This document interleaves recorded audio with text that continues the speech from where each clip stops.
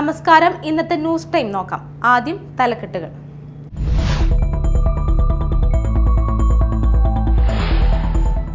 എഴുപത്തിയാറാം republic ദിനം ആഘോഷിച്ച് രാജ്യം. പ്രധാനമന്ത്രി നരേന്ദ്രമോദി യുദ്ധസ്മാരകത്തിൽ പുഷ്പചക്രം അർപ്പിച്ചതോടെ ആഘോഷങ്ങൾക്ക് തുടക്കമായി. തിരുവനന്തപുരം സെൻട്രൽ സ്റ്റേഡിയത്തിൽ ഗവർണർ രാജേന്ദ്ര വിശ്വനാഥ് ആർലേക്കർ പതാക ഉയർത്തി.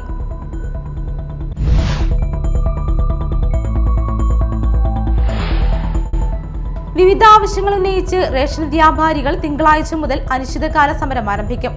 ശമ്പള പരിഷ്കരണം ഉൾപ്പെടെയുള്ള ആവശ്യങ്ങൾ ഉന്നയിച്ചാണ് സമരം.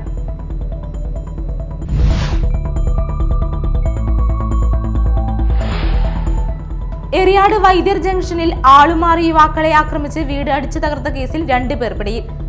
മാടവനക്കൊല്ലത്ത് വീട്ടിൽ ഫർസാൻ, കുന്നത്ത് വീട്ടിൽ അഭിജിത്ത് എന്നിവരെയാണ് അറസ്റ്റ് ചെയ്തത്.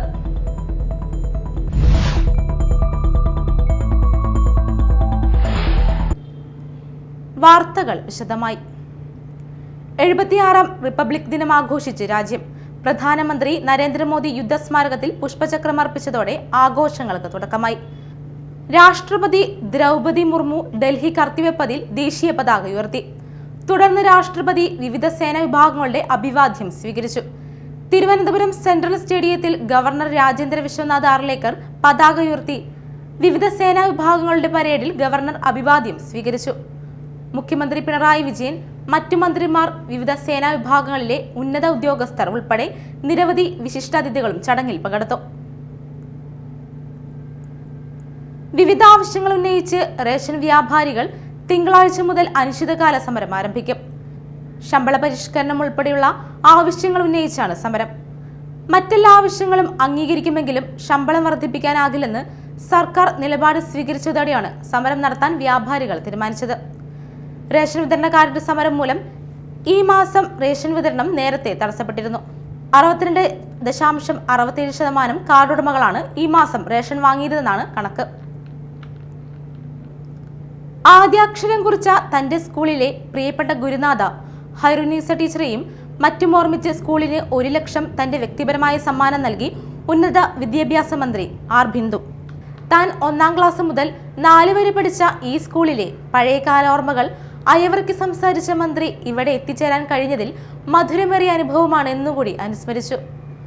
ഞാൻ ആദ്യാക്ഷരം കുറിച്ച ഈ വിദ്യാലയത്തിൽ 1.5 കോടി രൂപ ചെലവഴിച്ചുകൊണ്ട് ആധുനിക മുഖച്ഛായയുള്ള ഒരു പുതിയ കെട്ടിടം കുട്ടികൾക്കായി സമർപ്പിക്കാൻ ഇവിടെ വരാൻ സാധിച്ചതിലുള്ള സന്തോഷവും അഭിമാനവും രേഖപ്പെടുത്തിക്കൊണ്ട് ഈ കെട്ടിടത്തിൻ്റെ ഉദ്ഘാടനം നിർവഹിച്ചതായി സസ്നേഹം അറിയുകയാണ്. 135 വർഷങ്ങൾ പഴക്കമുള്ള ഈ വിദ്യാലയ മുത്തശ്ശിയുടെ സന്താനങ്ങളാണ് ഇന്ന് കൊടുങ്ങല്ലൂരിൽ നിന്ന് ജീവിതത്തിൻ്റെ വിവിധ കർമ്മ മേഖലകളിലേക്ക് പടികയറിപ്പോയ നിരവധി വ്യക്തികൾ പഠിച്ചിറങ്ങിയിട്ടുള്ളത് എന്നുള്ളത് നമുക്കേവർക്കും അഭിമാനം പകരുന്ന ഒരു കാര്യമാണ്. അന്ന് ഞങ്ങളൊക്കെ കുട്ടികളായിരുന്ന കാലത്ത് ഈ ഗ്രാമപ്രദേശം, പ്രത്യേകിച്ച് മേത്തല പഞ്ചായത്തിലുള്ള ബഹുഭൂരിപക്ഷം കുട്ടികളും പഠിച്ചിരുന്ന ഒരു വിദ്യാലയമാണ്. അവരുടെ വിദ്യാലയ അന്തരീക്ഷത്തിലേക്കുള്ള ആദ്യ കടന്നുവരവ് ഈ വിദ്യാലയത്തിലൂടെയായിരുന്നു. Kodungallur Sringapuram government boys LP സ്കൂളിൽ സംസ്ഥാന ബജറ്റിൽ 1.5 കോടി രൂപ ചെലവിൽ നിർമ്മിച്ച പുതിയ കെട്ടിട സമുച്ചയത്തിന്റെ ഉദ്ഘാടനം നിർവഹിച്ച് സംസാരിക്കുകയായിരുന്നു മന്ത്രി. അത്യാധുനിക രീതിയിൽ നിർമ്മിച്ച ഡിജിറ്റൽ ടെലിവിഷനും ഗുണമേന്മയുള്ള ഫർണിച്ചറുകളും സജ്ജമാക്കിയ കെട്ടിടത്തിന് 6000 ചതുരശ്ര അടി വിസ്തീർണമുണ്ട്.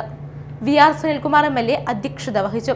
നഗരസഭ chairperson TK Geetha, vice chairman VS Dinal, standing committee ചെയർപേഴ്സൺമാരായ ലത ഉണ്ണികൃഷ്ണൻ, KS കൈസാബ്, ഷീല മണിക്കശ്ശേരി, കൗൺസിലർമാരായ KR Jayathran, Geetha Rani, TS Sajeevan, EJ Himesh, headmistress KM Mumtaz, വിവിധ രാഷ്ട്രീയ കക്ഷി നേതാക്കൾ എന്നിവർ പ്രസംഗിച്ചു. എറിയാട് വൈദ്യർ ജംഗ്ഷനിൽ ആളുമാറി യുവാക്കളെ ആക്രമിച്ച് വീട് അടിച്ചു തകർത്ത കേസിൽ 2 പേർ പിടിയിൽ. മാടവനക്കൊല്ലത്ത് വീട്ടിൽ ഫർസാൻ, കുന്നത്ത് വീട്ടിൽ അഭിജിത്ത് എന്നിവരെയാണ് കൊടുങ്ങല്ലൂർ പോലീസ് അറസ്റ്റ് ചെയ്തത്. ഇക്കഴിഞ്ഞ 24-നായിരുന്നു സംഭവം. പറപ്പുള്ളി ബസാർ സ്വദേശികളായ സുമേഷ്, സുഹൃത്ത് വിനോദ് എന്നിവരെയാണ് പ്രതികൾ ആക്രമിച്ചത്. തങ്ങളുമായി വഴക്കുണ്ടാക്കിയവരാണെന്ന് തെറ്റിദ്ധരിച്ചാണ് ഇവർ ആക്രമണം നടത്തിയത്. ആക്രമണത്തിൽ നിന്നും രക്ഷപ്പെടാനായി സുമേഷും വിനോദും ഓടിക്കയറിയ വിനോദ് എന്നയാളുടെ വീടും പ്രതികൾ തല്ലി തകർത്തിരുന്നു. സർക്കിൾ ഇൻസ്പെക്ടർ BK അരുണിന്റെ നേതൃത്വത്തിൽ SI Salim, probation SI Vaishnav, police ഉദ്യോഗസ്ഥരായ ഷമീർ, ഗോപേഷ്, വിഷ്ണു എന്നിവരാണ് പ്രതികളെ അറസ്റ്റ് ചെയ്തത്. പറവൂർ മരിയ തെരേസ സ്ക്രില്ലി പബ്ലിക് സ്കൂളിന്റെ വാർഷികം ആഘോഷിച്ചു. പറവൂർ നഗരസഭാ ചെയർപേഴ്സൺ ബീന ശശിധരൻ ഉദ്ഘാടനം ചെയ്തു.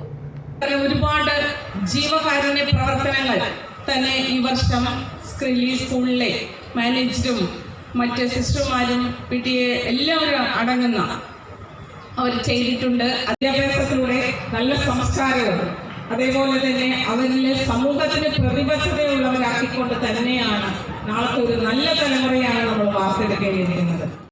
Aluva sub jail superintendent PS Aneesh, Don Bosco പള്ളി വികാരി father Joy Kallarakkal, Lisie nursing college assistant professor sister Liji Nadakkepparambil, ward councillor EG Sasi, KM Adwika Sabu, school manager sister doctor Mary Antonio എന്നിവർ സംസാരിച്ചു. സിനിമാ താരം വിനോദ് കെടാമംഗലം സമ്മാന വിതരണം നിർവഹിച്ചു. തുടർന്ന് വിവിധ കലാപരിപാടികൾ നടന്നു. പ്രധാന വാർത്തകൾ വീണ്ടും.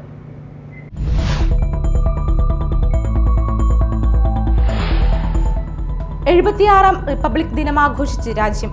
പ്രധാനമന്ത്രി നരേന്ദ്രമോദി യുദ്ധസ്മാരകത്തിൽ പുഷ്പചക്രം അർപ്പിച്ചതോടെ ആഘോഷങ്ങൾക്ക് തുടക്കമായി. തിരുവനന്തപുരം സെൻട്രൽ സ്റ്റേഡിയത്തിൽ ഗവർണർ രാജേന്ദ്ര വിശ്വനാഥ് ആർലേക്കർ പതാക ഉയർത്തി.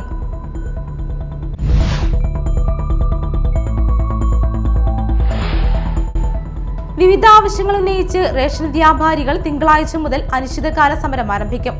ശമ്പള പരിഷ്കരണം ഉൾപ്പെടെയുള്ള ആവശ്യങ്ങൾ ഉന്നയിച്ചാണ് സമരം.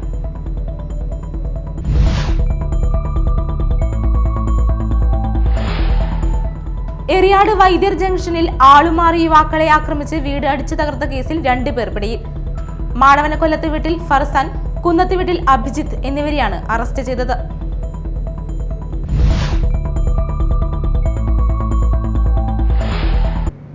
ഇതോടെ ന്യൂസ് ടൈം സമാപിച്ചു. നമസ്കാരം.